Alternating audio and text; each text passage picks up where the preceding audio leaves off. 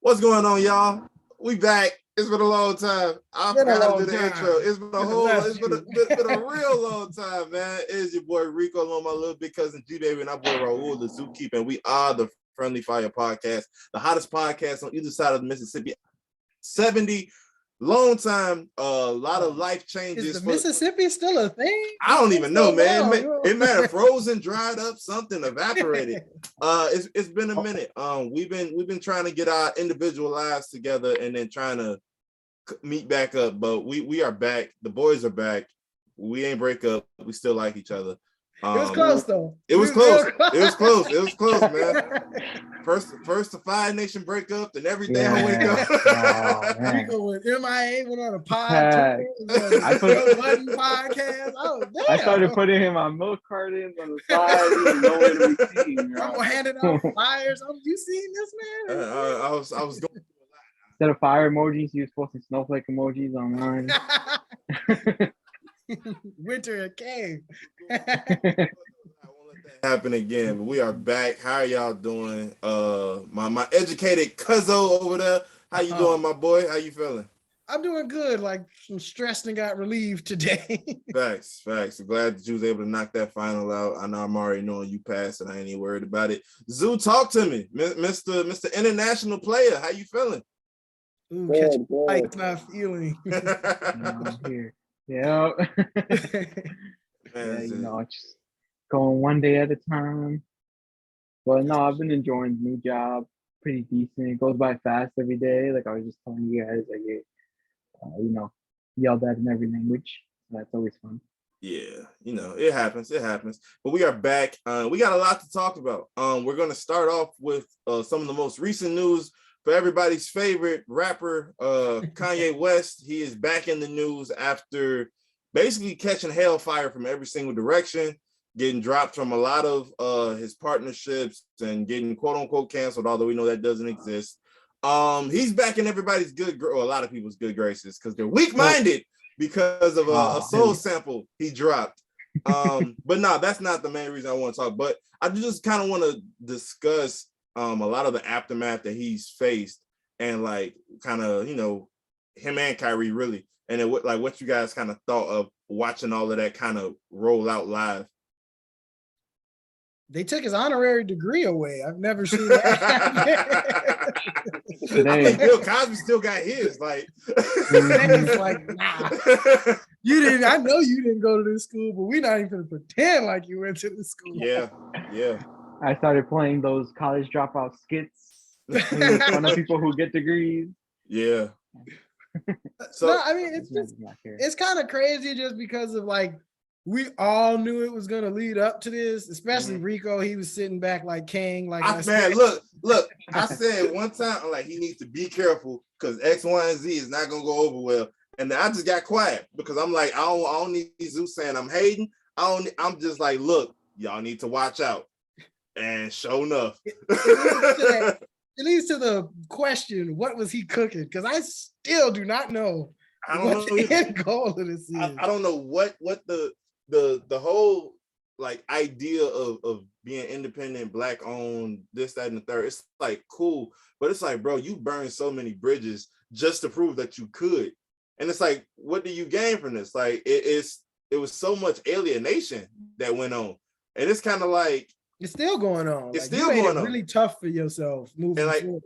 And folks was killing me because they was talking about, I don't see why nobody's come out and spoken either against him or to support him. It's like, bro, we're watching this man like not destroy his legacy because his legacy is still his legacy, but these past like 5 years just kind of like come to a head at this point. And it's like, bro, like they wouldn't even know what to say if they did speak up. It's like you get a few people saying that they disappointed.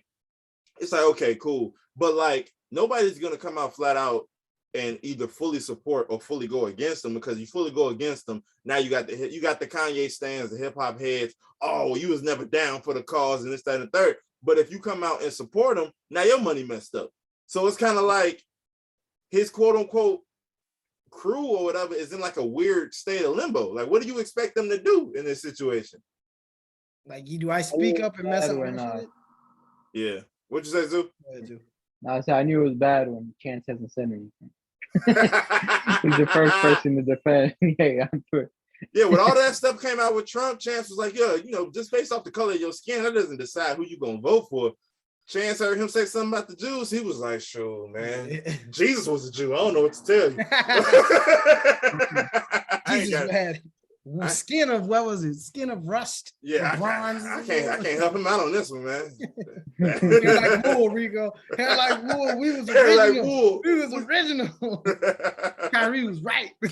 Speaking of Kyrie, for those hold on, let Zoo get out his. Oh yeah, Zoo, go ahead.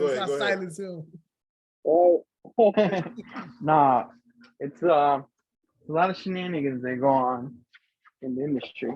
But no, so I was shocked because he dropped that song yesterday, basically, and apparently Instagram took it down.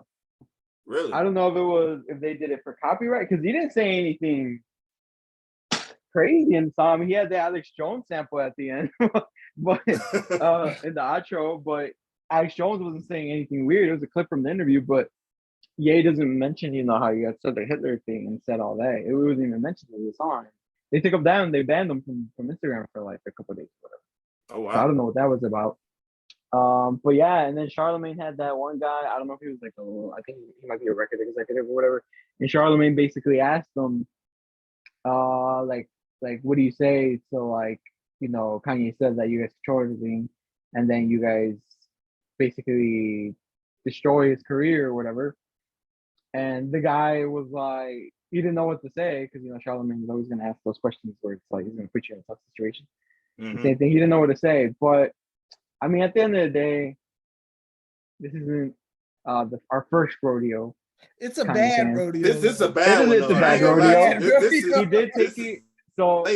So when he said that, when that interview first came out, the Alex Jones one, when he first said the whole Hitler thing, I was like, I as you guys could see from my socials, I didn't even say anything. I didn't even try to defend it. He's quiet. I was like, all right. He was so quiet. He just knew I was gonna come out. I'm like, I'm not even gonna do you like that, because I warned you. I ain't gonna do you like that. I told you so. It's not gonna help right now. There was no way I could do.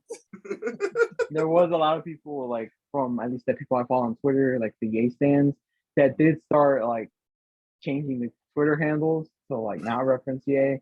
So this one chick was like, she had him as like her pin, and because she like met him and she had him as like cover, she changed everything, and she's just like, yeah, I still like his music, but I can't rock with him right now. And I was like, I get it, because obviously like we're all regular simpletons. So like I've said multiple times before, like if our jobs see him supporting it and they could take it away, then that's basically occurrence for us. We're not multi-billionaires that can lose $500 million and still be worth 400 million. Like I miss a check. I'm struggling for the next couple weeks. Yeah. And so it's one of those where it's like, all right, I guess we'll just ride this out until everybody forgets about it in a couple months. He hit us with the sample, and people still started, like, all right, I guess, this beat is fire, blah, blah, blah. And then, but like I said, Instagram removed it. So they're doing their best, because I'm pretty sure like the higher ups saw that and they were like, oh no, he's getting them back on their side. No, you don't. He's tricking them.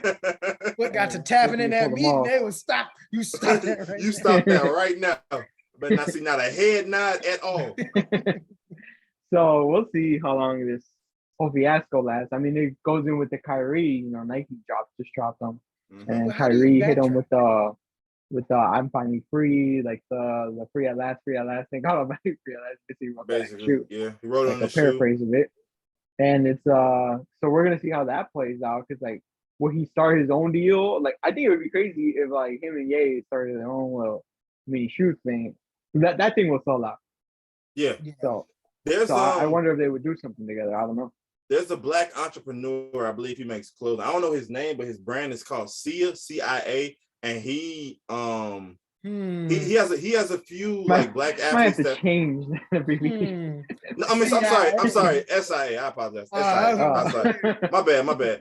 SIA. I'm sorry. Siya Collective or something like that. And basically, he's like a black independently owned manufacturer, and he messaged Kyrie trying to work something out with him.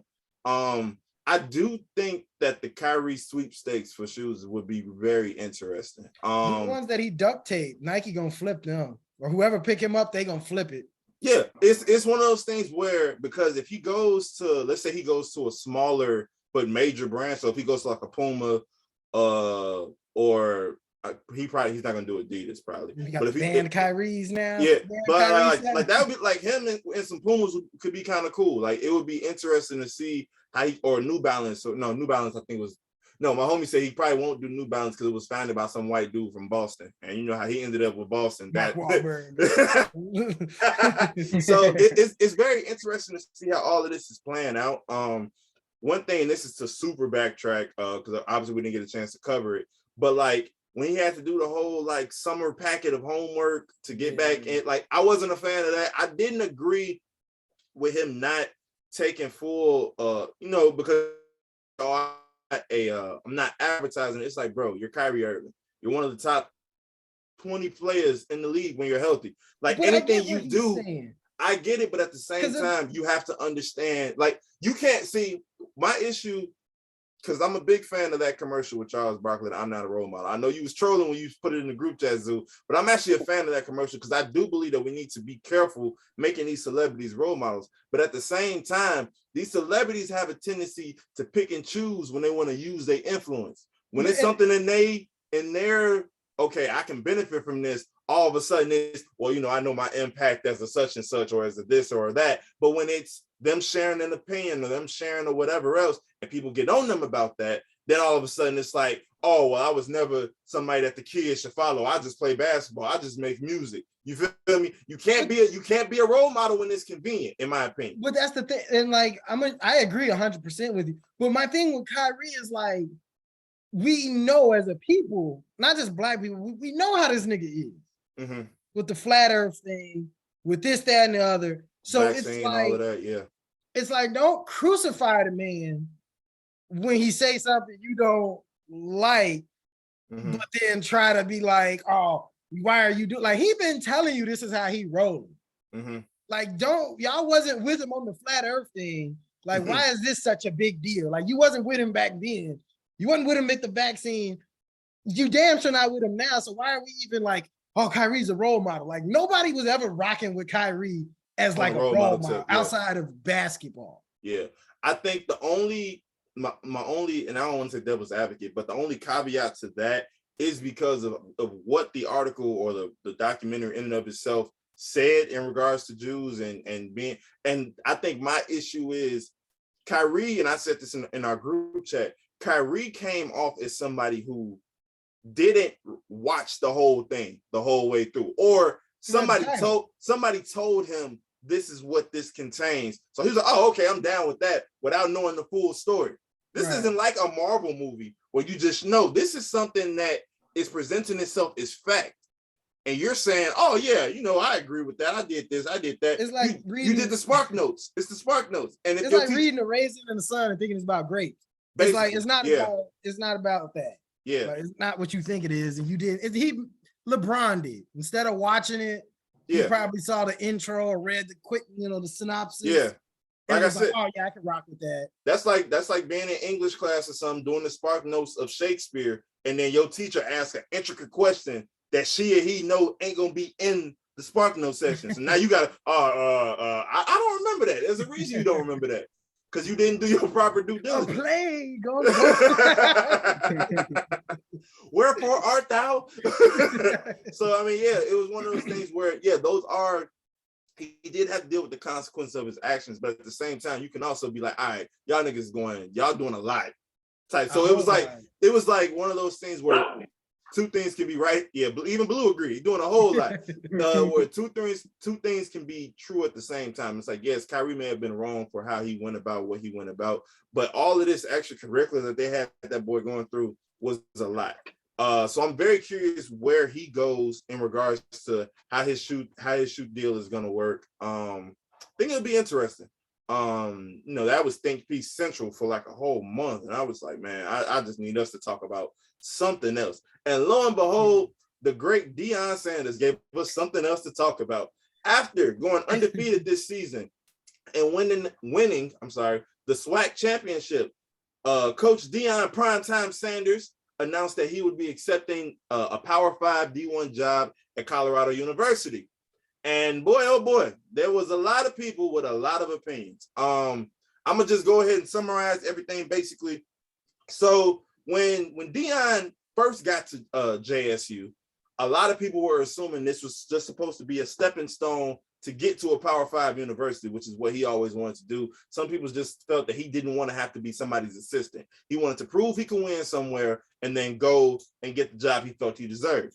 Rightfully so. Gets to Jackson State University, changes everything around. Got ESPN watching them, got 4 or 5-star recruits coming to play for him. And he marketed it. I will say this. He did market it as, I'm here to change how HBCUs are forever run, and this, that, and the third. He was like, I'm basically, he basically marketed himself and allowed himself to be marketed as the savior of HBCUs, essentially. It's a little unfair, but that's kind of how he allowed the narrative to go. So then he takes this job.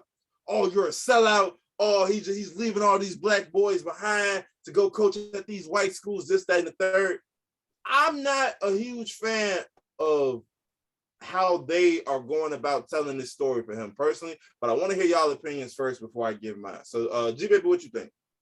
I think it's like you kind of like how you said, like nobody's ever really truly ran the HBCU, any type of collegiate sport, kind of like, so he was the one that was like, I'm flashy, I'm prime, I got the NFL background, I got the background to run it.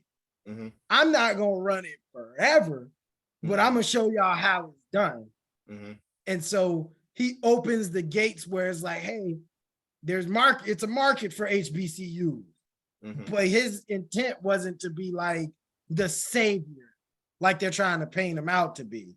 Now, do you think that the market was only there because it's him? Because I don't see somebody else who had to come up through the HBU circuit, him or herself, being able to have, because it's prime. So you're going to see him dressed with the chain on, the Letterman jacket, coaching on the sideline, seeing his sons, seeing the HBCU culture. That's great to put on TV, but it's like, who's going to go back and look at an HBCU now that he's gone? This isn't to blame him. I'm just like to make conversation.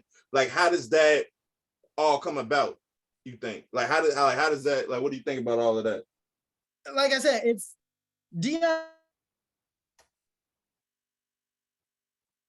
Show me the money. You know what I'm saying? Like, he did a great thing. Like, from his salary, it was just like, I gotta coach this team. I gotta improve the weight room, the field, the equipment. I gotta improve all of this on my own dime. Yeah, alumni not giving nothing. Exactly. And then when it's time to re-up the debt, like, y'all don't take that into consideration. Yeah. Like, had they thrown him more than what, 500,000, 300,000, he probably would have stuck around just off GP because it was HBCU. I love this environment. I love my people. But then it's like you always say, it's all right for the betterment of me. Like, it's hurting me more staying here. Yeah. Like, I proved that this is a market, but y'all don't want to throw it back. Yeah. Like, y'all don't want to help out. Right. You just want me to help. And it's only so far I can get this school. Because if I get them undefeated next year, and then the year after that, how is that helping Grambling? How is that helping anybody else? It's this one program, and they're like, they have prime. Of course they're going to win. They got the most money. It's prime. He's, you know what I'm saying? So it's now that he left, it's on the rest of the coaches. Of course, it's not going to be to the standard that Deion set it, but it's up to them to be like, all right, this is the standard. Yeah. Like, we can play, we can be on TV, we can make this exciting, but we can make it a show. Yeah. We can make it a show. It's the ABA. You want to be recognized as like, Bama, Ohio State, you want to be recognized up there with them. This the ABA. And we have to highlight that show. Deion was Julius Erving. So that's pretty much, you got to build on it, basically. It's not up to him. I don't think he's a sellout. I mean, the Black Power Koofy in me is like, man, you should have stayed there. You should have gave up the Super Bowl rings, whatever. Yeah. But I mean, Deion want to be the head coach of the football and NFL. He's proved he can do it with HBCU. He gonna probably do it in Colorado. They're gonna give him a huge, big college school, and he probably gonna be coaching the Broncos. It's like that's what Deion want to do. Deion don't want to save college football. Mm-hmm. That's not his thing. You think he's trying to get to the NFL? He's got to be. Why else would you go to Colorado? A bigger market, not a bigger $5 million. $5 million. I mean, shoot, Harbaugh is making bank at Michigan, and NFL people keep trying to come get him. He like, no, I'm happy. I got a bunch of kids that have to listen to me to make it to the next level, and y'all paying me like this. Yeah. Say less. Because Deion's one of them guys, one of the football players that's always like, he's timeless. He's Michael Jordan. Like, all the young people are gonna Deion. Mm-hmm. Like so seeing him on the NFL side, like whether it be a defensive coordinator, assistant coach until he works his way up, you're getting these players that would love to play under him in college. Him in free agency. You get him in free. Yeah, I'd love to play with Deion. He know about defense. Mm-hmm. I can tell you that. So he'll help. He's an asset to anywhere he goes, and I think that's what he's just playing at. Okay. Zoo, what did you think of the whole situation? Deion Sanders, he ain't swag. No, I mean, he's doing what every coach, I'm pretty sure, aspires to be, is go up. Mm-hmm. I mean, everyone just wants to keep going to the next level. So he started HBCU, like G-Baby said, and you said that he didn't want to be an assistant coach. He wanted to start off from the top. You know, like Brett Favre, he started, well, I think he actually just likes, besides the whole volleyball thing or whatever, but he's a high school coach because he says he enjoys, it's easier, obviously, because the game plan, he knows the game like the back of his hand. So it's less planning than if you were a college coach or even, especially an NFL coach.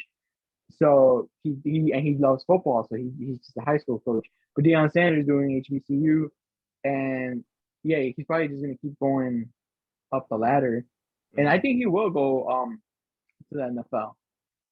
Okay. I feel like because he's like one of those people that you could tell is like overly ambitious. He probably gets bored. So he's probably just going to keep trying to move up the ladder until he gets the Super Bowl, and he could be like, he's always been prime time, the greatest of all time, or Showtime, everything in between. So he's probably going to try to be like, yo, I did it as a player, I'm doing it as a coach, I can do it all. He's probably 20 years from now, he's going to try to be a GM or something. Yeah, he just keep going up. And like the whole HBCU thing, like, I mean, he's stuck through them. His car got robbed. His son's car got robbed. He got robbed multiple times. The water wasn't working. Like, and I was talking with one of my homies that attended HBCU. He was saying, he was like, one of the biggest things is that everybody's attacking Deion when the alumni don't give back. They love to say, I went to insert HBCU here, but when they call you asking for money or whatever, you ain't got it, or you're not supplying. And it's Mississippi. G-Baby, Mississippi, one of the poorest, I think it's currently the poorest state in the country. Number one. So it's one of those things where it's like, we got all of these things going against us.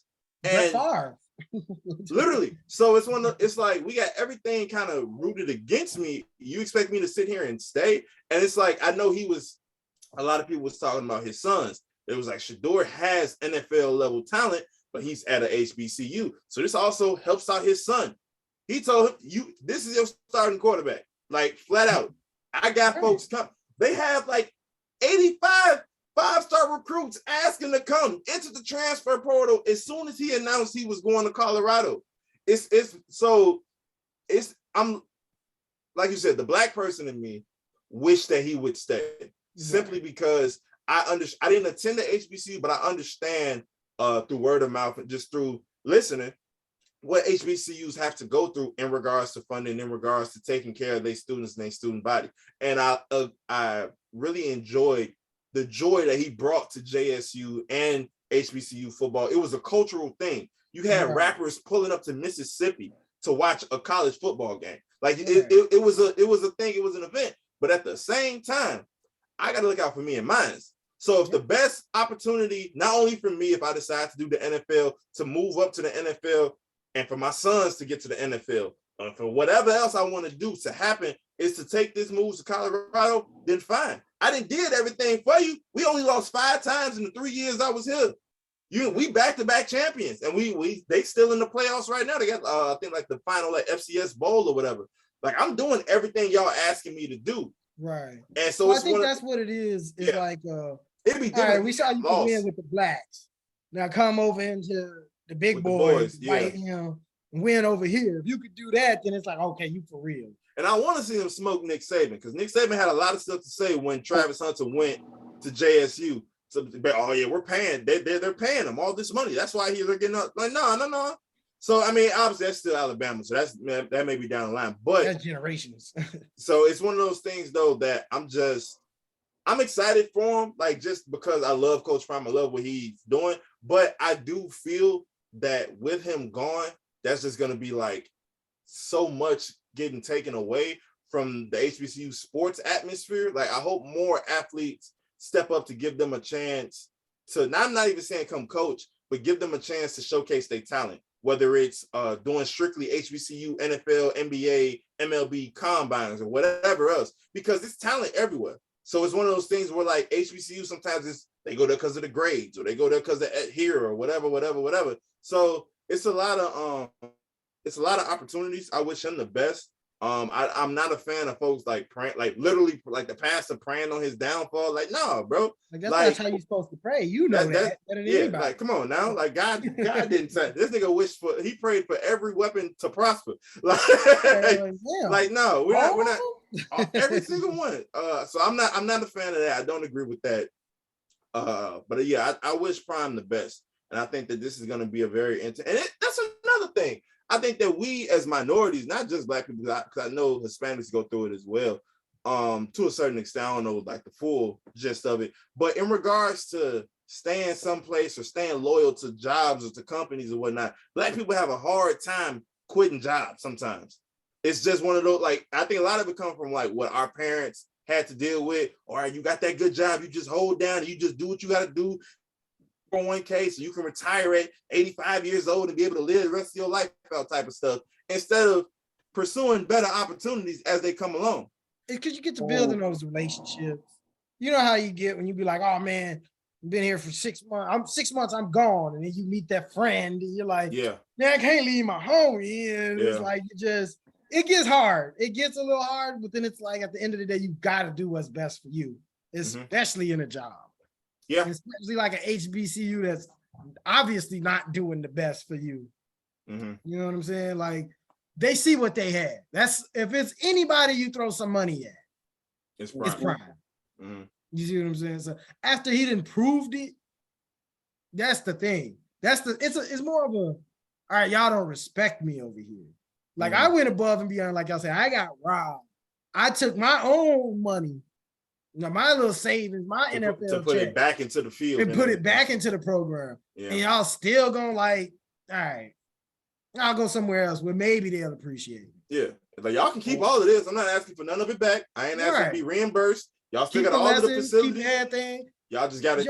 Yeah, I feel that 100%. I agree with him. Yeah, so I hope for the best for him, because I think this is gonna be very interesting to see where it goes. But what else do we got, fellas? Zoo's favorite girl, Brittney Griner. Oh yeah, free at last. She is free. Literally today, December 8th, Biden made the official trade for Brittney Griner for what's his name, Victor, the Death Merchant, whatever his AK-47. Yeah, that's they traded for a bad man over there. Now we've all given our opinion. Zoo, I'm gonna let you take the lead on this, but we've all given our opinion when she was initially arrested and tried and all of that type of stuff. About like, that seems like an outrageous sentence and whatnot. But we also all agreed, everybody not the US, so their laws are their laws.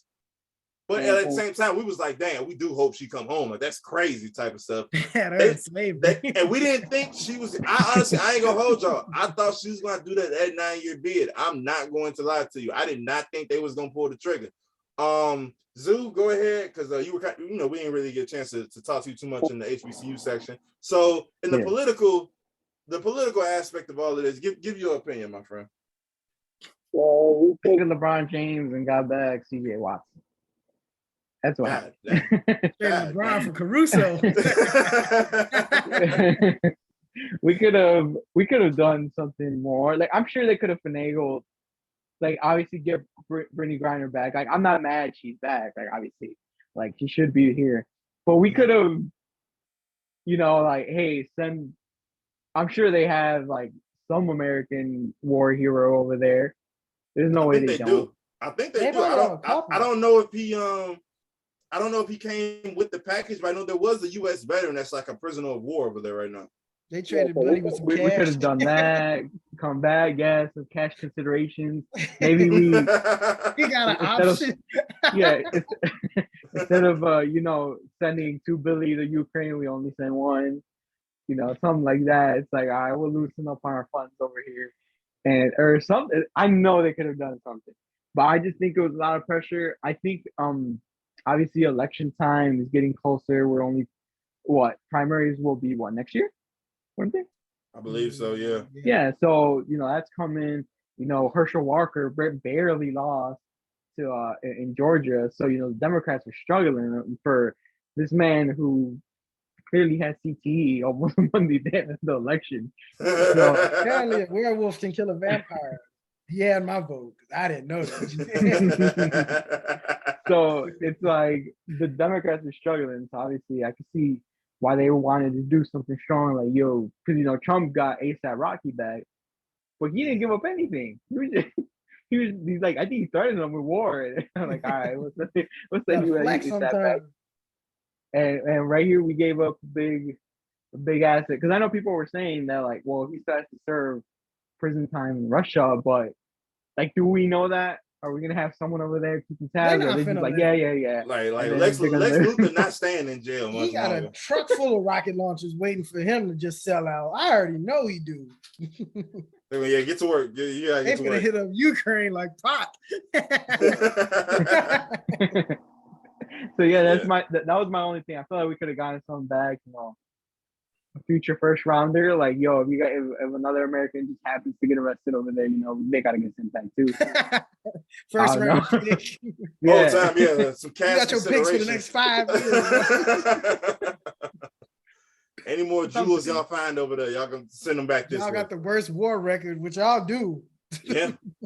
So I'm like that. It's weird, man. Like I'm not conflicted because it's like, yeah, congrats that she's back home. But like I've seen, especially on Twitter, I've seen the think pieces talking about like, bro, y'all just traded like the devil for Brittney. And it's like, I wonder what went into the decision. Like you said, I think it is it's obviously for the vote. I got a black lesbian out of Russia, safe and sound. All the boxes. Checked all the boxes. Minority, gay, all of that. I got black that. Woman, athlete. Yeah. So, and so it's one of those things where it's like, I get it and I understand and I'm happy she's back, but I just feel like I'm just afraid this is gonna come back to bite us in the butt. Like I feel like Victor gonna be over there, and then all of a sudden we're gonna get a report that Victor has gone missing. And then all of a sudden we're gonna get a report that 12 nuclear warheads have been found on the Persian Gulf out of nowhere. Like, where did this come from? I don't think he's 12 nukes type of arm dealer. He might be, like I said, 12,000 rocket launches type of arm dealer. But I don't think because if he was like a nuclear dude, I don't think they would have let that ride. Like, because I don't care how well you shoot a basketball. Like, you messing with some nukes. You see what I'm saying? Like, I don't know. Brittney Griner could dunk, man. Because he going straight to the front lines if he kick up some shit. She the first one off the plate. You landed at 10th, and you better make it back to the X field. Man. Yeah, they should have done something like that, because obviously she's not gonna do 9 years here. She's probably not gonna do anytime here. No. So they should be like, yo, you got to do at least summer camp with the Army kids. But ROTC, you have to have some repercussions, because you just can't go back to hooping.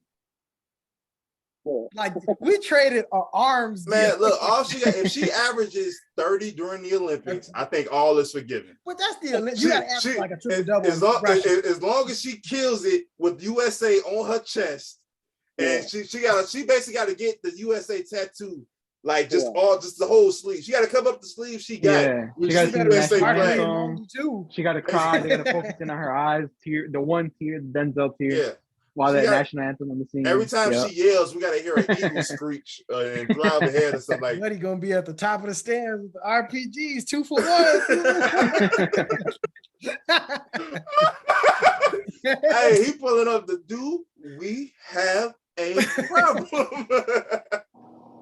But man, I mean, we happy BG is back. Like, damn, it's crazy when you like. It's just such a joke now. It seems like, because back then it was like. But I mean, we weren't there, but it was like some real double agent espionage stuff. Like we traded a basketball player for a war criminal. Yeah. And I'm telling you, if I put it like this, I don't know if he does this, if he's in his second term.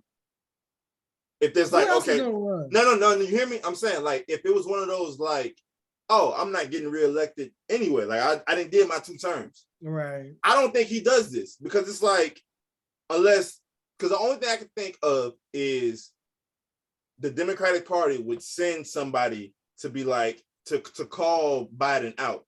Biden, you need to do this. And it's all, working within their plan.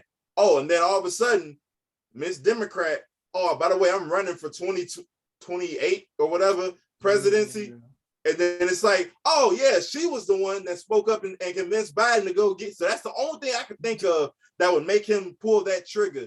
The other thing, you remember a couple or last week, they was like Putin, he had fell and shitted on himself. So they was like, really? Yeah, they was like, they really concerned about his health. Wow. They was like, he was walking somewhere and fell. And they was like, he soiled himself and everything. So they was like, they really concerned about his health. So I did not know. Yeah, crazy. You can look that up. That's crazy, bro. We got 2 sick motherfuckers fighting each other. Slap boxing. This nigga fell up some stairs and he crapping himself. Like, yeah, like, oh my God. They going y'all landed at tents too. Run this trio.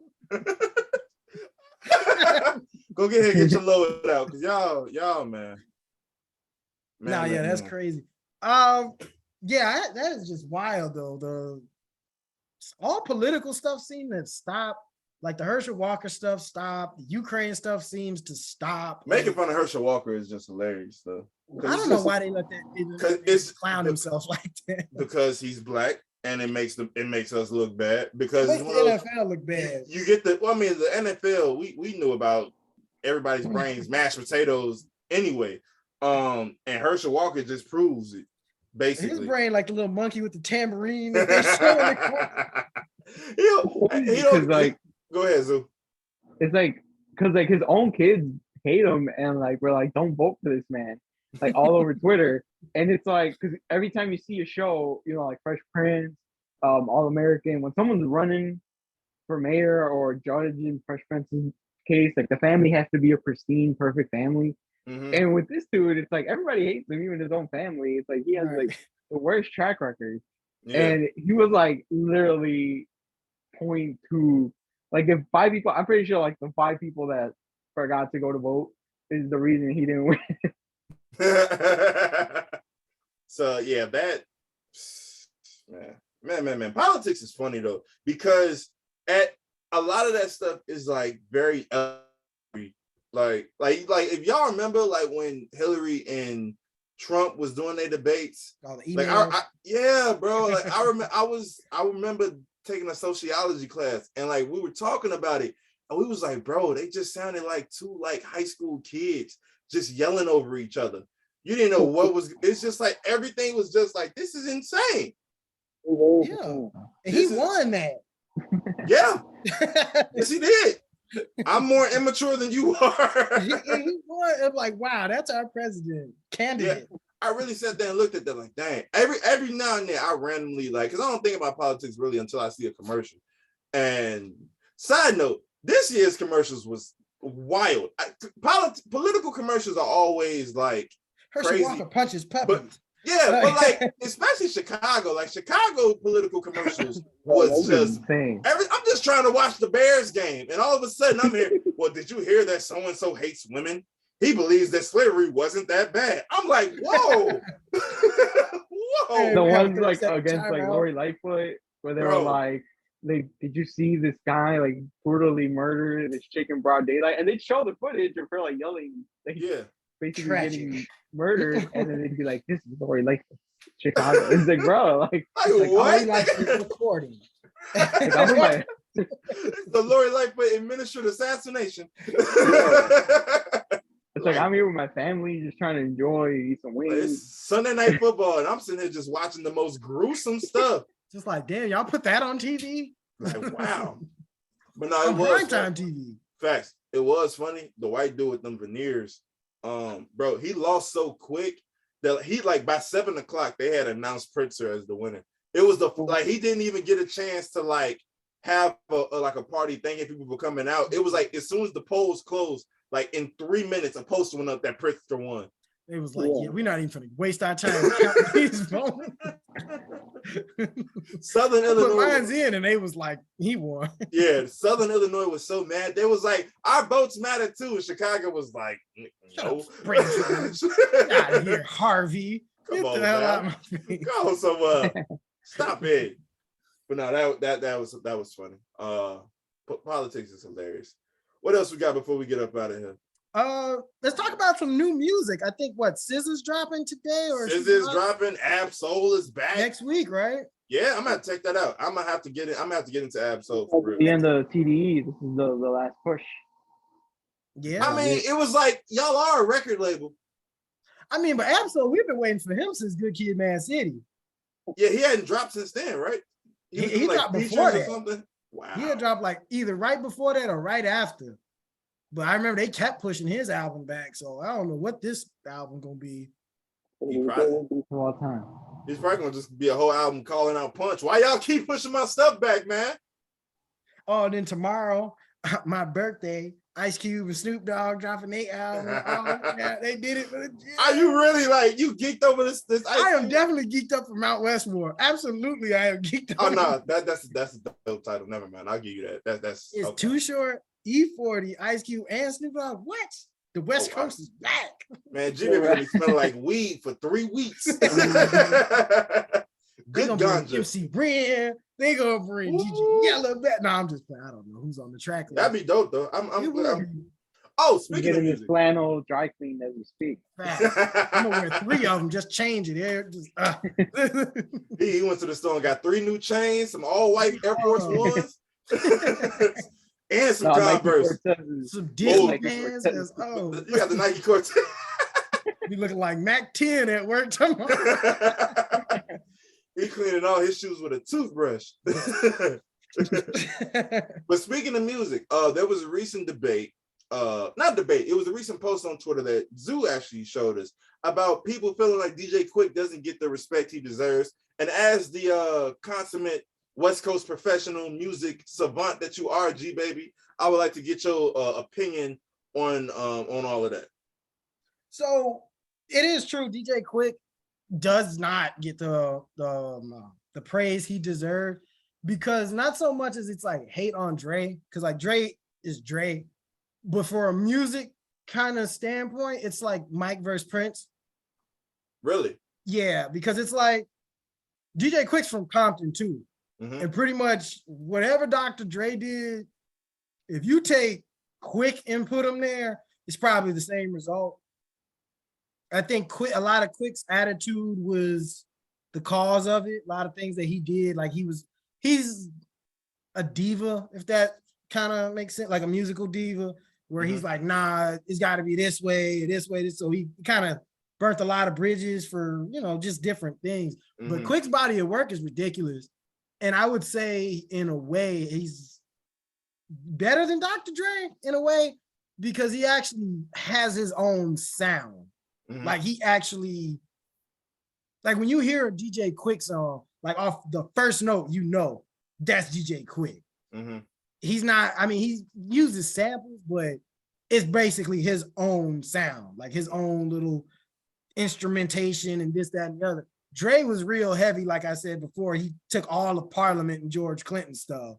Yeah, like in the beginning, and kind of just sampled him. But then he got to that point where like Chronic 2001, where it was like Eminem, like every beat it was like, oh, Eminem, this is an Eminem song. This is even 50's beats kind of sound like Eminem tracks. Like when M trying to go hard, but it was just like Quick was always just, it was more melodious, it was more instrumental. Like he did King Kunta. Oh wow. So when you hear that, I love that all the little bubbles and like that's Quick. Okay. That's how all Quick stuff sounds. So it's like you hear Dre and it's a lot of the bass, a lot of the 808s in there, but definitely Quick is up there, especially in Compton, because Dre gets that heat for he left and then he focused on M, then he went New York and this, that, and other. Like Kendrick says, Quick is the Name is one of his favorite albums of all time. Like that is like DJ Quick is a motherfucker when it comes to music. He's one of the few people on earth that know exactly what everything on the soundboard does. like every single button. It's a lot of buttons on that thing. It's a lot of buttons and sliders, and it's like a documentary where he's like showing you, you do this, and that's how you. It's like it's crazy. He's like a genius. So that's why I can compare it to Prince, where Prince did a lot of the Slave, the artist formerly known stuff. So that kind of took away from the media perspective of it rather than the music. But it's no hate on either side. But definitely, if you get some time, dig into some DJ Quick, and you're not going to be too upset by it. That's dope. Yeah. Why do y'all think, I mean, I guess we know, but why do you guys think us as consumers pick and choose when like somebody's outside behavior affects their music? So like you said, DJ Quick is kind of, you described him somewhat as a diva when it comes to creating music, and that kind of alienated him a lot from artists. Meanwhile, you got some like a Robert Kelly, who had a lot of crazy stuff going on, and people were still seeking him out to collaborate. So why do y'all think like us as consumers, creators, kind of pick and choose like, all right, well, yeah, he a little difficult, or he got a little something going on, but I can still work with him. Whereas I ain't really messing with him.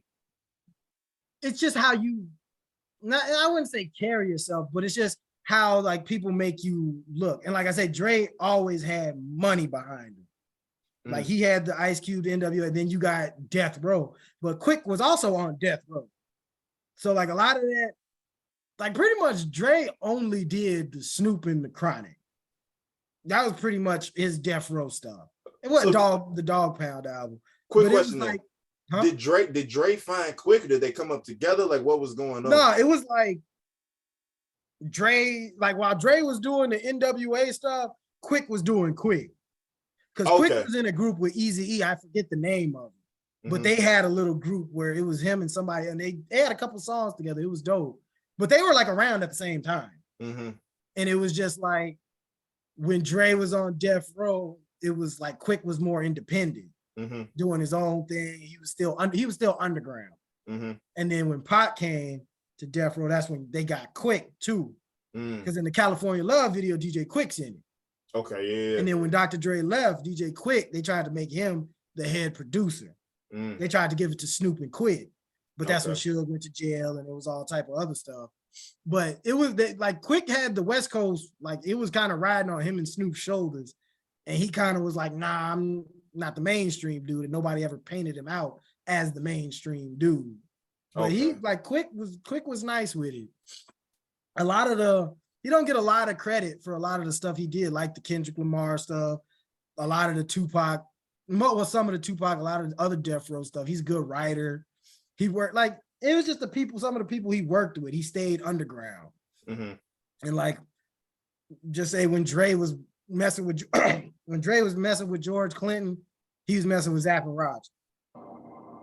So it was kind of like, we're all in Compton. Compton ain't big enough, especially now for both of us.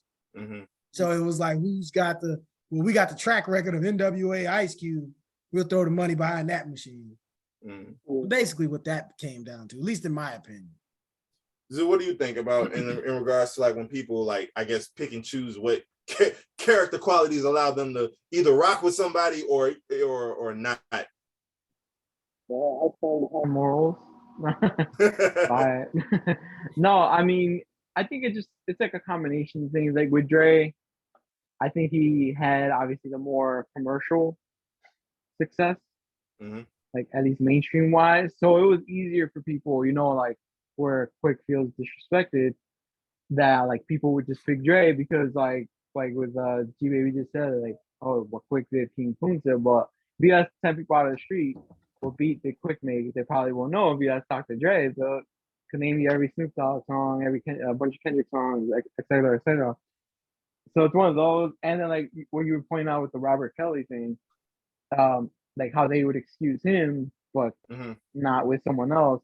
But with like, I feel like with Quick, it could be, although he does have a different type of sound, you could still find someone who could produce, maybe not to the level as him or exactly like him, but they could give you something in the ballpark, and then you could do your thing. But nobody's gonna sing or write like like R. Kelly, like as he's shown many times before. Like say what you want, but his writing ability is up there, his singing ability is up there.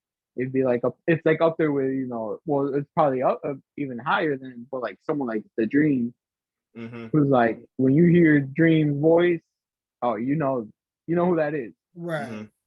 And it's like same thing with like like Chris Brown had his things, Usher's had his things. You could tell, but like Trey Songz is someone that's troubled. People already fall off him, and he's not really, you could say, quote unquote relevant because of all his drama. But with him, like even though his voice did stand out, it wasn't something where his songs were so over the top that he can't be replaced. Like I could just go listen to Jeremiah, or I could go listen to somebody else who's like in the same ballpark and makes the same type of music, maybe even an opinion based better, but at least the same level. Whereas like Usher, no one's gonna make Confessions again.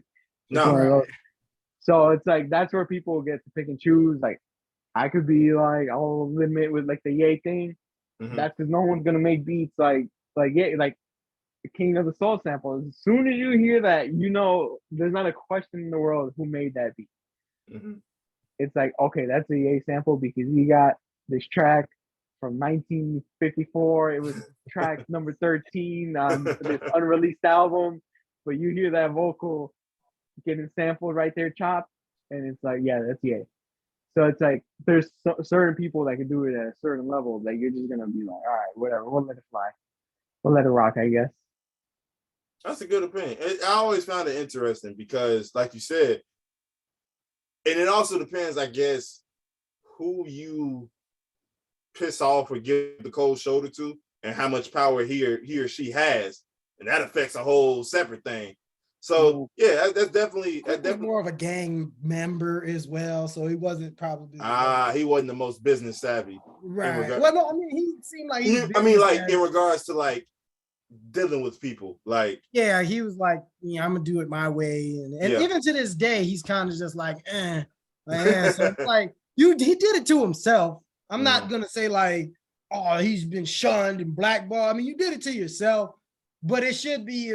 It's not a far comparison. When you're like, who's better, Dre? If you say Quick's better than Dre, you ain't gonna get a whole lot of impossible. You ain't gonna get that.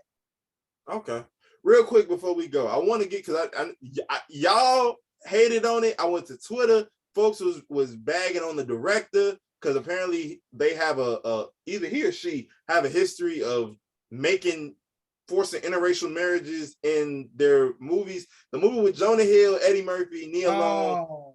What? How, y'all not feeling it? Y'all not rocking with it? It's been done before. And I feel like that's Ashton Kutcher and Bernie Mac, ain't it? Yeah, that was a good one. Yeah, you're right.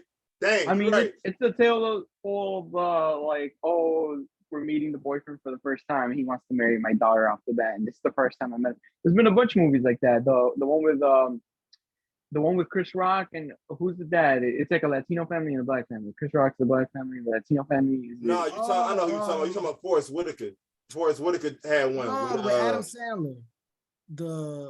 You remember? Oh no, that was a lot then, because there was one. There was one with like the 10th time they make this movie. No, because Forrest Whitaker and a prominent Hispanic actor were in one just like that. They were the fathers of the bride and the groom. They ended up getting it. They got into a fight because the Hispanic father was a towman and towed Forrest Whitaker's car.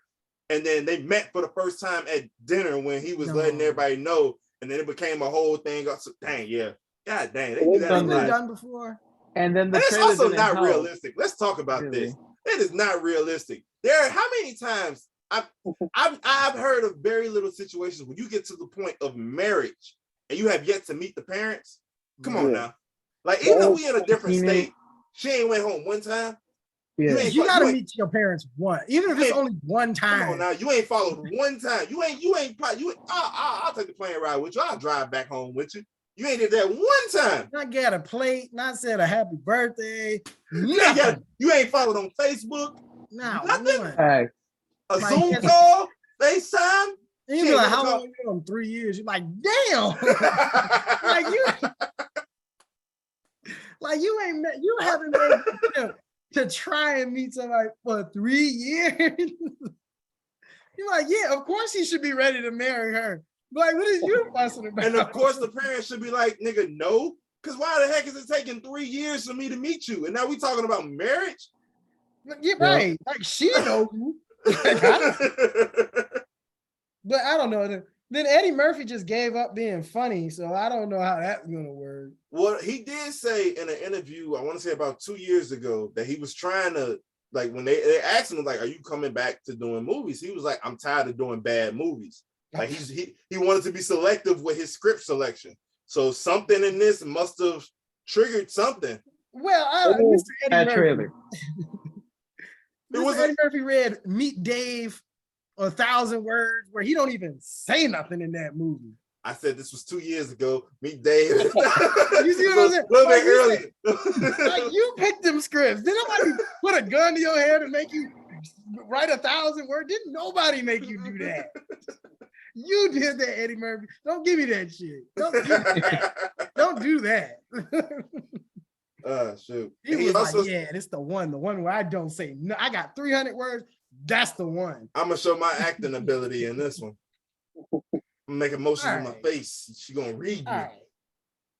You guys, isn't this the one that Andrew Schultz is in? Zoo? Yeah.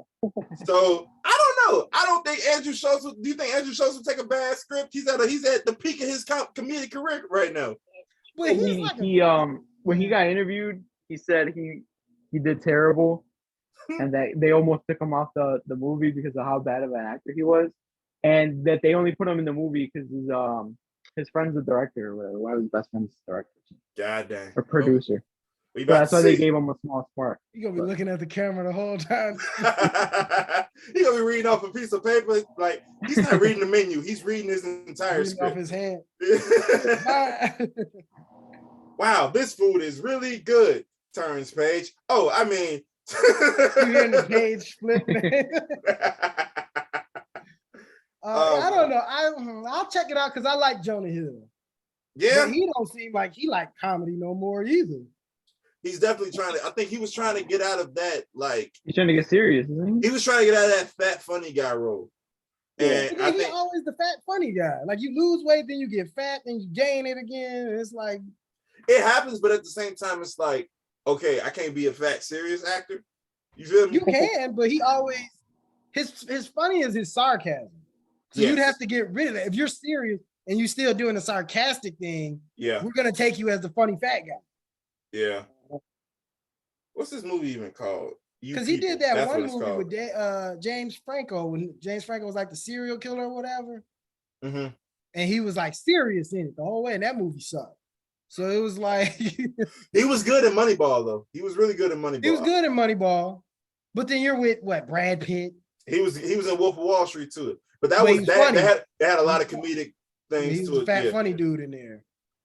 We'll see. I'll check it. I'll check it out. And then if it get cringe worthy like 20 minutes, I'll give it about 30. You gotta give it 30. If it get too cringe worthy 30 minutes in, it's like, Eddie, I love you. Hopefully this counts as a stream. Eddie can't be doing the same jokes neither. Like, it's been 30 years, bro. You gotta come. Literally can't. He can't. So I'm curious.